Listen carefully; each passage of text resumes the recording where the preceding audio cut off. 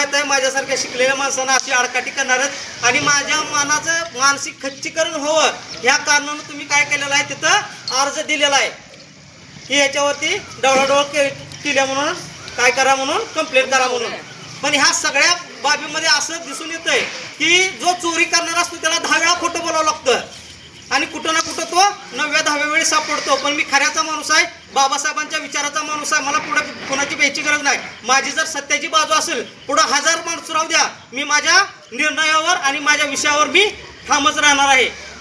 तरी साहेबांना माझी विनंती आहे, पोलीस स्टेशनला माझी विनंती आहे, व्हिडिओ साहेबाला माझी विनंती आहे, त्याचबरोबर कलेक्टर ऑफिसला माझी विनंती आहे, CO साहेबांना विनंती आहे की 17 तारखेपासून प्रवीण चंद्रशिव यांचा व्हिडिओ काय येतो त्याच्या मागतली सत्यता तपासावी. मी त्या दिवशी म्हणलं चला पब्लिक ऑडिट करू, तर कोणी आलं नाही पब्लिक ऑडिट करण्यासाठी. का तर कामं फक्त कागदावरती.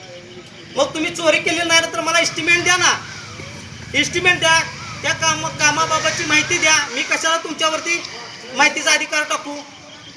तुम्ही मला माहिती देत नाही म्हणून मला माहितीचा अधिकार टाकण्यात आला आणि त्या दिवशी